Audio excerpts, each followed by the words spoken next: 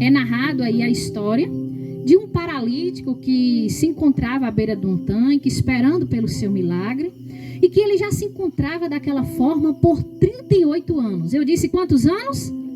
38, muito tempo, uma vida praticamente. Aquele homem esperava por um milagre e estava ali naquela condição, estava naquele estado.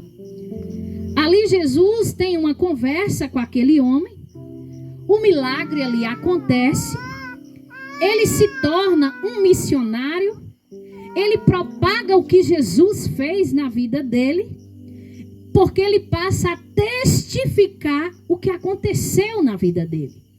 Era algo muito significativo para aquele homem. Ele vivia daquela forma há 38 anos. Mas bastou um encontro com Jesus para a sua situação ser transformada, ser mudada. E então acontece um milagre na vida daquele homem e ele passa a testificar, a testemunhar o milagre de Deus na vida dele. O fato é que Jesus ele estava sendo questionado e perseguido pelos religiosos da época. Porque segundo eles, Jesus estava descumprindo a lei de Deus. Detalhe, eles mal sabiam que eles estavam questionando, afrontando e perseguindo o próprio Deus. Aleluia. Aqueles religiosos daquela época, eles questionavam, eles procuravam um motivo a todo custo para questionar Jesus, para afrontar Jesus. O que eles não sabiam é que eles estavam falando com o Filho de Deus. Eles estavam falando com o Messias, com o enviado. Eles estavam falando com aquele que veio do céu e aquele que se tornou carne para nos salvar, para salvar a humanidade. O interessante é que Jesus começa a falar com eles. Jesus fala com eles acerca do seu relacionamento com o Pai. Jesus, ele começa a falar acerca desse relacionamento, de como ele era unido com o Pai e que por ele estar unido com o Pai, o seu poder, o poder do Pai estava nele. E Jesus, ele fala que ele faz apenas o que agrada ao Pai. É no decorrer do capítulo 5 que nós vamos ver Jesus falando. No versículo 19 ele vai dizer que ele faz o que agrada ao Pai. Mas também no verso 19 ele mostra a dependência que ele tinha do Pai. No verso 23 ele fala que ele e o Pai são um. Eles estão unidos, eles estão em comunhão. Mas o interessante é que no verso 24 ele diz, acompanhe comigo.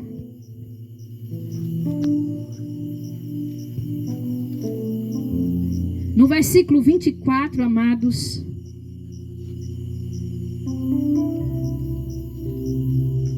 Jesus vai dizer, em verdade eu vos digo, quem ouve as minhas palavras e crê naquele que me enviou, tem a vida eterna e não será julgado, mas passou da morte para a vida. Aleluia. Eu vou repetir. Olha o que Jesus está dizendo. Eu afirmo a vocês que isto é verdade. Quem ouve as minhas palavras e crê naquele que me enviou, tem a vida eterna e não será julgado, mas já passou da morte para a vida. Amém? Glória a Deus. Aleluia, Jesus.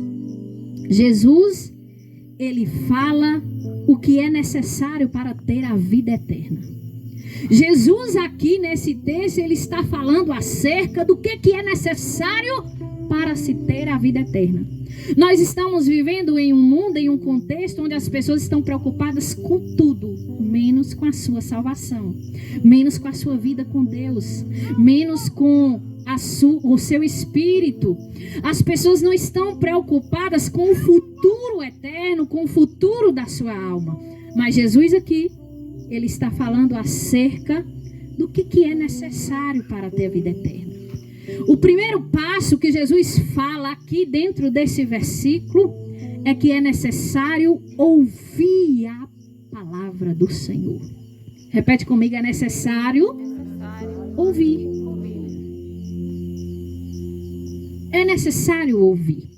É necessário ouvir a palavra do Senhor. Sabe por quê? Porque a própria palavra diz que a fé, ela vem pelo ouvir a palavra de Deus. A fé, ela vem quando a gente ouve a palavra do Senhor. E a mesma palavra vai dizer que sem fé é impossível agradar a Deus. Aleluia.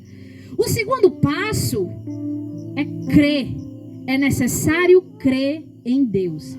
Olha o que Jesus está dizendo. Em verdade, eu afirmo que quem ouve as minhas palavras e crê naquele que me enviou tem a vida eterna. O primeiro passo que Jesus fala aqui dentro desse versículo é que é necessário ouvir a palavra do Senhor. Repete comigo, é necessário ouvir. É necessário ouvir. É necessário ouvir a palavra do Senhor. Sabe por quê? Porque a própria palavra diz que a fé, ela vem pelo ouvir a palavra de Deus.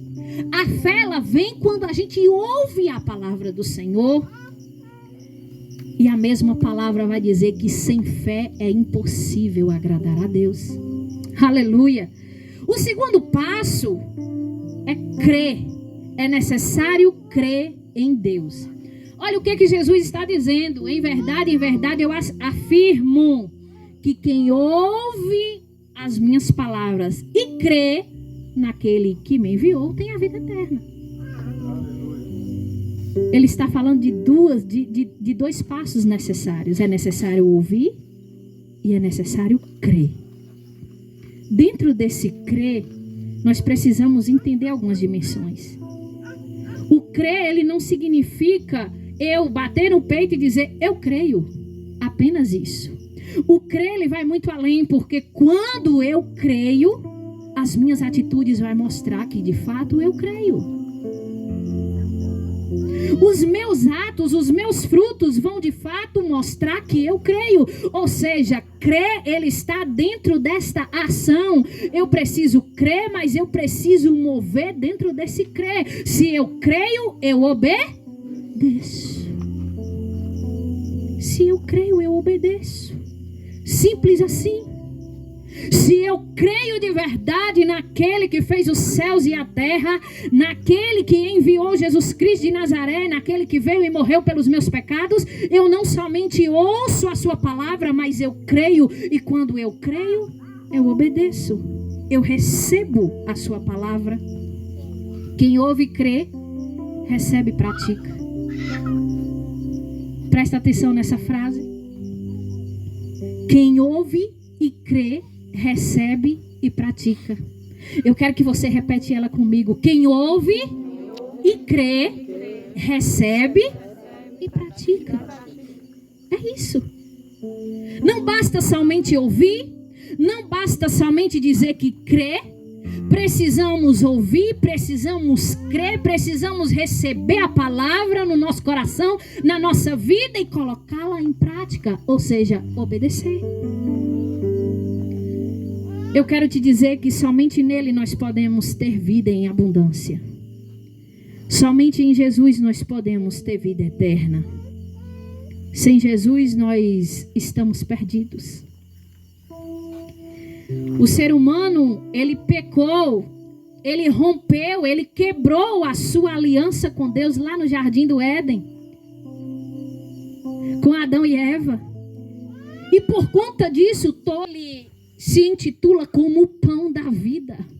O próprio Jesus, nesse mesmo evangelho de João, ele diz que ele é a luz do mundo. O próprio Jesus, ele fala que ele é a porta das ovelhas. Aleluia. Porta essa que nos dá acesso à salvação. Nesse mesmo evangelho, o próprio Jesus, ele vai dizer que ele é o bom pastor. O mesmo Jesus vai dizer que ele é a ressurreição e a vida. Ei, o mesmo Jesus vai dizer que ele é o caminho, que ele é a verdade e que ele é a vida, e que ninguém vai poder ir até o Pai se não for por ele. Aleluia. Você consegue crer na dimensão dessa palavra? Ele não está dizendo eu sou um dos caminhos, você escolhe, fica a seu critério. Não, ele está dizendo eu sou o caminho, eu sou a verdade. Ele não está dizendo eu sou uma das verdades. Não, ele está dizendo no mundo de mentira, no mundo de engano, no mundo de falsidades, no mundo de um monte de coisa errada, Jesus está te dizendo eu sou a verdade. Aleluia, Deus. Ele está dizendo eu sou a vida. Estamos mortos no pecado e Jesus está dizendo eu sou a vida. Ninguém pode ir até meu Pai se não for através de mim, porque Ele é a porta. Estávamos debaixo da ira de Deus, condenados debaixo desse pecado, por causa do pecado do Éden, vazios, sem rumo, sem direção. Mas em Cristo Jesus nós temos liberdade. Em Cristo Jesus nós temos a oportunidade. Em Cristo Jesus nós temos o privilégio de usufruir daquilo que nós não merecemos. A vida eterna, vida em abundância, perdão dos nossos pecados, verdadeiro sentido para as nossas vidas. Porque o ser humano, por conta dessa natureza pecaminosa, ele tem um vazio dentro de si. Ele tem um vazio que muitas das vezes alguns procuram preencher esse vazio com muitas coisas, mas não vão conseguir. Uns tentam preencher esse vazio com bebidas alcoólicas, outros com drogas, outros com cigarros, outros com prostituição, outros com isso, outros com aquilo. A verdade é que nunca vão conseguir.